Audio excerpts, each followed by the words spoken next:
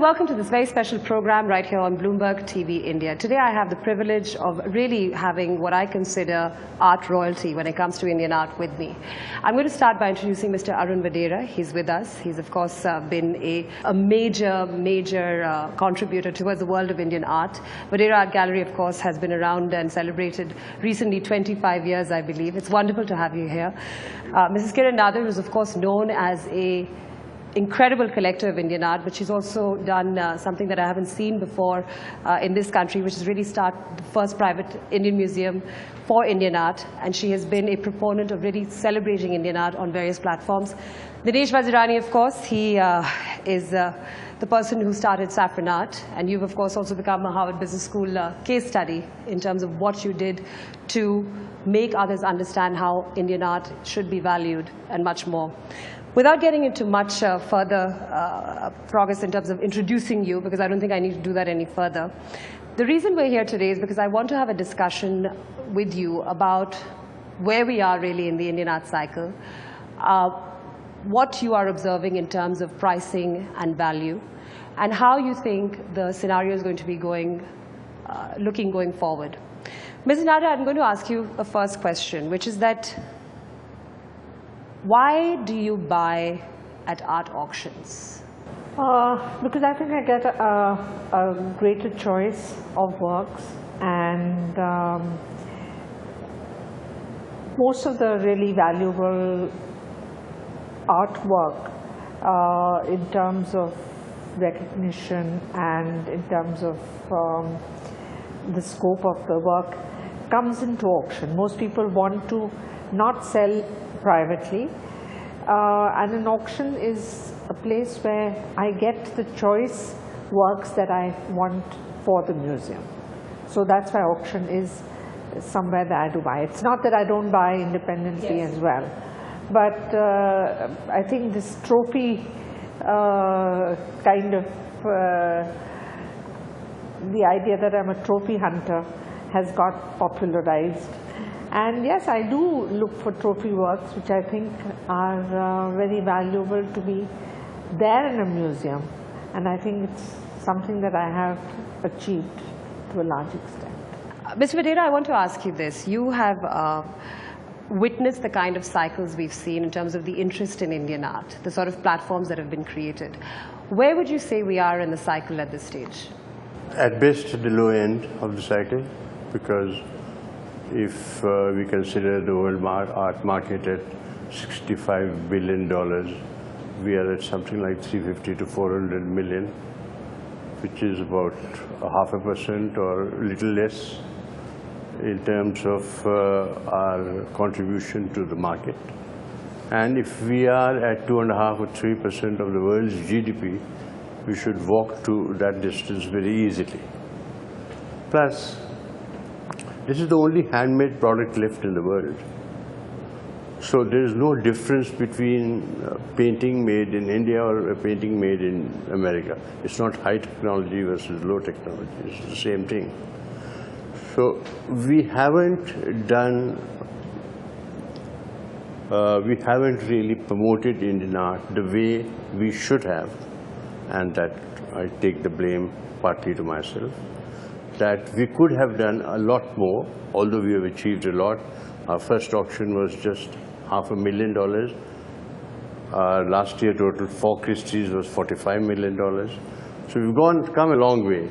But having come this way, still it is not an important constituent of, let us say, the two large auction houses who do something like $5 to $6 billion. Sure.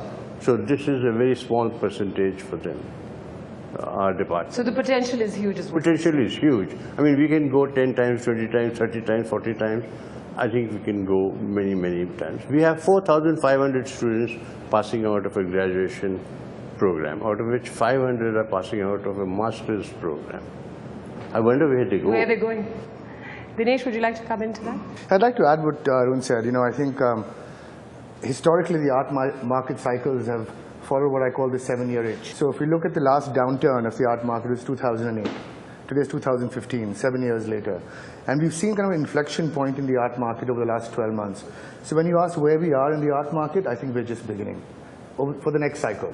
And this time around, unlike the first downturn which we had in 2008, where the market was more speculative, a little more immature, I think people have learned over the last 7 years. It's a much more mature market. I think collectors today are much more prudent what they buy. They do their research.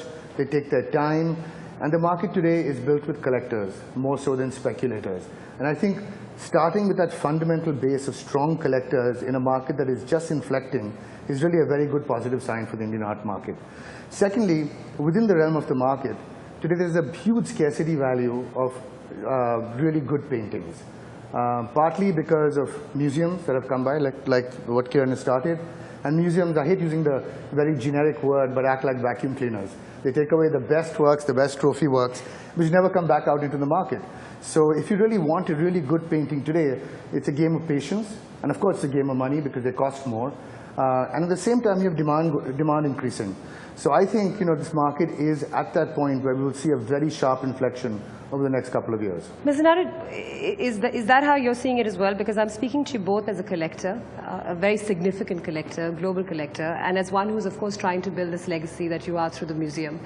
Where do you think things are at this stage? Because it's interesting to see what Dinesh has said, that we're sort of, in a sense, in a very healthy position, so to speak. I'm not quite sure we're in such a healthy position. I think there is a slight shortage of really strong collectors.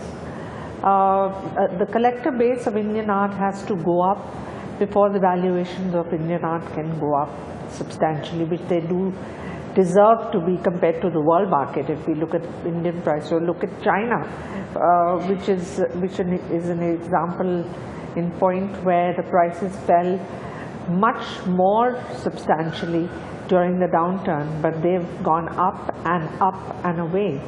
So they are phenomenally high. There is a large base of Chinese collectors, and that is one thing we seem to lack in India. There is still a paucity of serious collectors. A lot of people who have the affluence don't see art as an asset class. And I think it's important that they start to see art as an asset class before the art market can grow really substantially.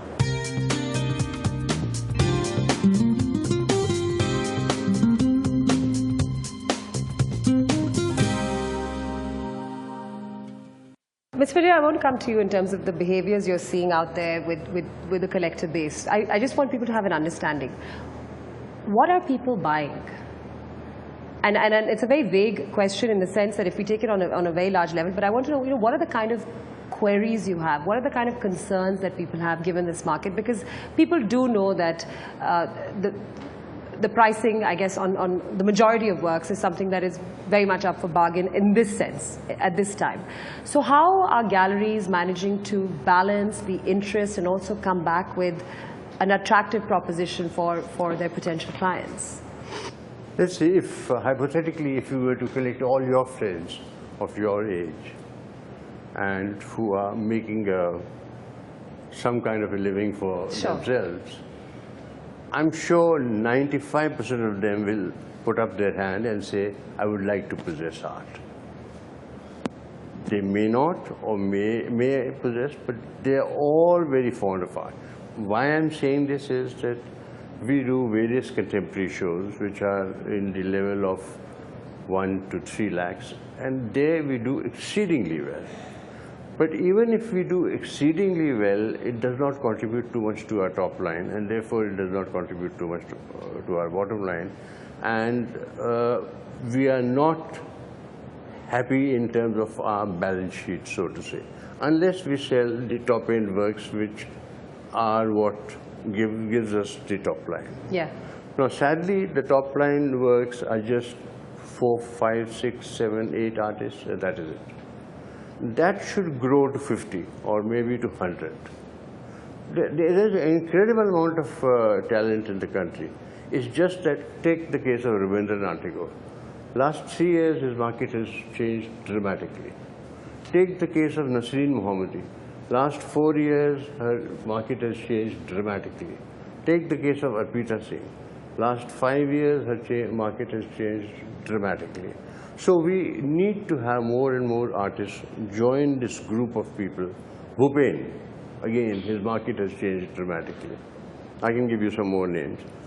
But this group of people, artists, which are attracting attention, has to grow to 50 or 200, and at various price points, so that it's affordable to everybody. Ms. Nadar, any thoughts on that?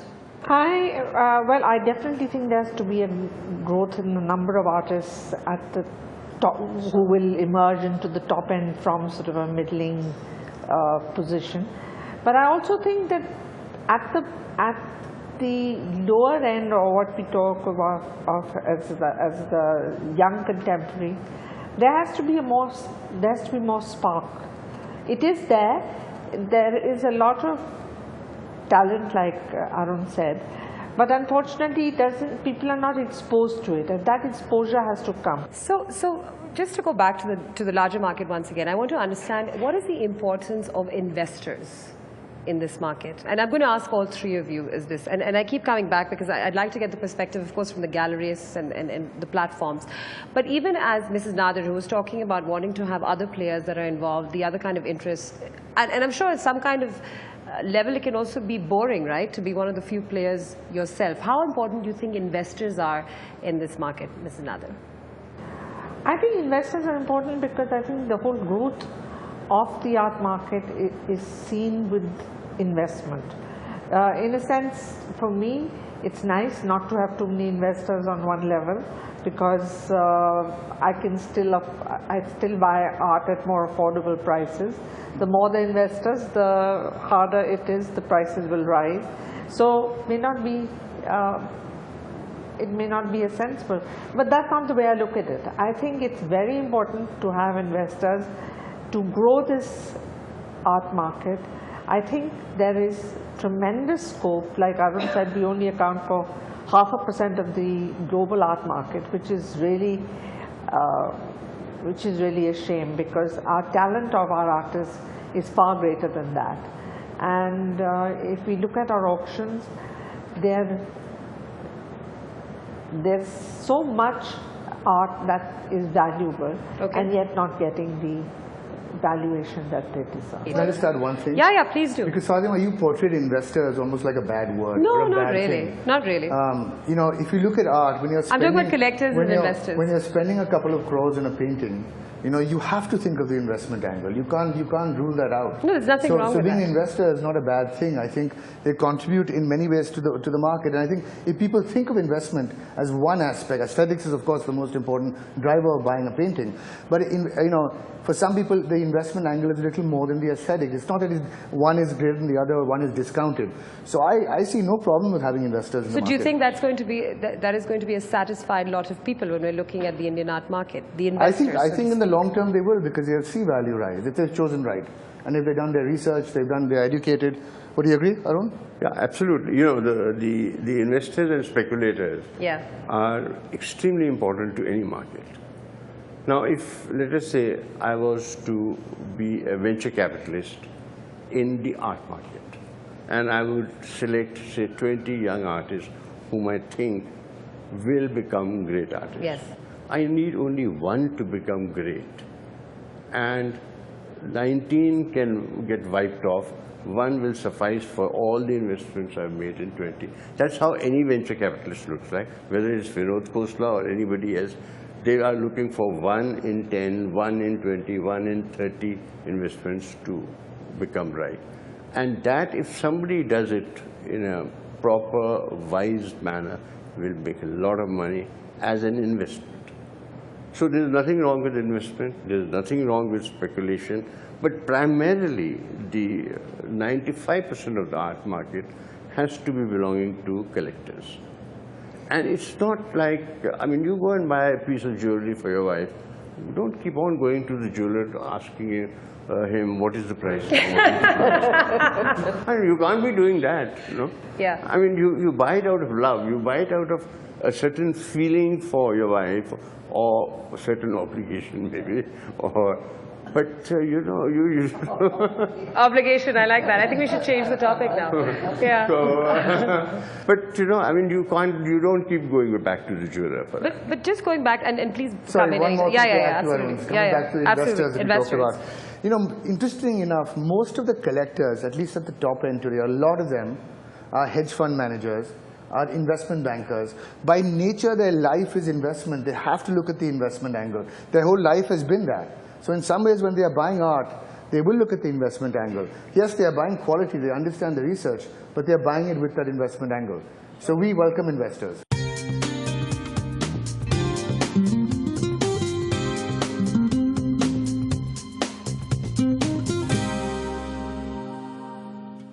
I just want to sort of go around the room and sort of ask you in terms of what you think are some of those artists that you're looking at very seriously in the contemporary space at this stage. See, the contemporary space is a very wide space because the number of artists are quite great. I mean, as far And as... it's taken a massive hit as well, so there are many opportunities for people It did take a massive hit. So, I mean, you've got some very young emerging artists, and then you've got some of the more established contemporary artists. I think if you're looking at the established contemporary artists, try to find the best works you can of those artists. Because they've had, you know, the so-called history of like 2 decades. So there is that kind of material out there where you can make judgments as to what are great paintings of those contemporary artists. Would you like to name a few? Well, there are quite a few. There's, of course, the top end. There's Atul, there's Subodh, there's Surendran, there's Nataraj, there are many, Bharti, etc. So if you're looking at those artists, I would say look at the work that they've done over the last 2 decades, and then try to find the best that you can. Even if it's a new show, put it in comparison with what they've done, and then choose the best work. With emerging artists, there's only one mantra to me: is if you like it, you buy it. You know, and that's the only way to go, because it's too early to judge. Yeah. It's too early in their careers to make a decision. They've had not much exhibition history. There hasn't been much kind of critical acclaim. There hasn't been any kind of curatorship in their work. So I think, you know, for young emerging artists, just buy what you like. Mr. Nadar, you've of course been buying contemporary. You've of course known to be part of some pretty record-breaking sales that have taken place on other platforms as well. What are you looking for next? When I look at contemporary, I am quite intuitive with my contemporary buying. Like Arun said, if you look at contemporary, at the newer contemporary, if your hit rate is 1 in 20, then you buy 20 artists and one makes it, you've done quite well. So it's very difficult to say that this is an investment in contemporary which is going to pay off. Sure. I can't look at it like that. I have to look at some method of buying a particular artist which appeals to me. It has to have, and with me, my buying is quite intuitive at that level, because I don't have enough knowledge to go by, and therefore if I like it, I buy it.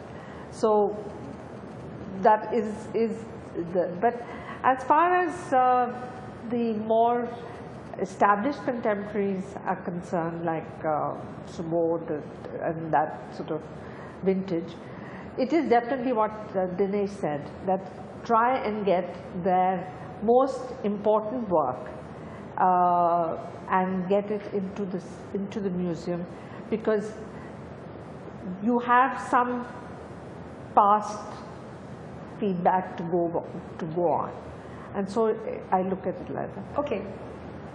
Contemporary is what you told me about. I just want to go into the, and if you're going to go into the big... As far as the moderns are concerned, yeah.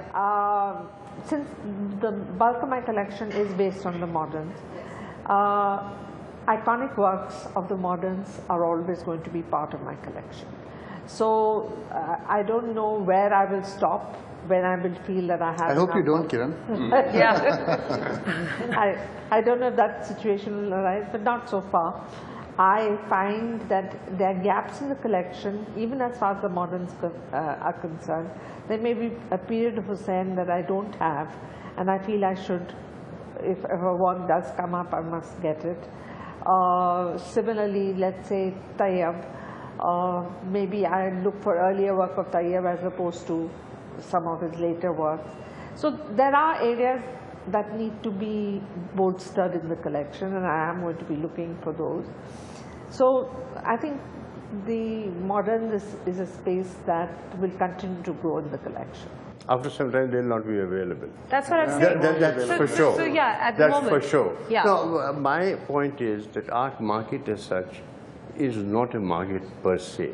It is not as if he owns 1,000 shares of HCL and I own 1,000 shares of HCL. Both are of the same value. No, they are not. Both are the same value. I'm sorry. Let me I understand what you're saying. They are both of the same value. Both have the same returns. Both have the same dividend. Everything. Art market is a market of uniques. So therefore, one Sousa work, let us say the birth that she bought, since it is public knowledge, I'm saying. Yes, of course. Is such an iconic work. Will not be surprised if it goes to 25 million also tomorrow. I have no problem, because why? Because Bacon, if Bacon can go to 40 million, and by the way, Bacon was lower than Sousa in the prime days when Sousa and Bacon used to work together, just as an example. So therefore, I think we've got miles and miles and miles to go. But just to go back to what you were saying earlier, which is that there are only so many works that are going to be out there. And at the top end of the market, when you're looking at this whole sort of pursuit of the best of the masters, what happens after that? Because the contemporary will become modern. Contemporary will become like modern. you say, all art was once contemporary. The contemporary will become modern. 1959, so you know. It was and once the contemporary becomes modern, people will start chasing that, and that is where my point of 20 artist comes. Yeah. My point of 20 artist is like I was buying Tayyab Mehta in 91, 92, 93. I bought 45 works of his, and people thought that I am, gone crazy. What am I doing? I'll make my company totally bankrupt. But I just liked his work. I just liked his mind. Okay. Huh? No, I'm just telling you one of my triumphs. I'll not tell you about the failures. I'll tell you. Learning. There are many. Yeah. There are many. I mean, there are 15,000 failures lying in my godown, so Sure. you can have a look at them. So, but I kept on buying him because I thought he was a great artist. And then it is the same way with the matured contemporary artists. If you like 20 of them, you can buy, let's say, 4 of them or 5 of them in depth. Okay. Can I just add one thing Yes, to that? please do. And that is, what we focused on today, Fatima, is only 100 years of art. India has 5,000 years of culture. So I think there's enough out there in the form of antiquities, which is coming up now. Of course. So we only focused on modern and contemporary. But when we talk about the art market, and we talk the Chinese art market, we include antiquities in that. It's a much broader market. And the antiquity market is the most nascent market we have today in India. That's the market I think all of us are looking at for the future, because that's where there is fresh product. It's not fresh if I paint it today, but it's things that have not come into the market before, because there's been no market. So I think when you talk about modern contemporary, you have to add to that the past, which is the antiquity market. And that forms the entire art market. What are some of the mistakes you've made, Dinesh? Oh, plenty. I mean, there are paintings that maybe I shouldn't have bought, but it's a learning process. You understand artists over time. Your own taste, your own aesthetic changes over time. Well, I don't know if I can stop other people from making those mistakes, but my acquisitions of works during the pre-crash time, in terms of contemporary, the price I paid were absolutely out of whack. I was also with the same idea that this bubble will never burst. I think failures are the biggest education you can ever get. That is the biggest. By far the biggest education is failures. And there is always something to take away from that. Okay, thank you very much. Thank you. Wonderful. Thank you, Fatma. Thank you.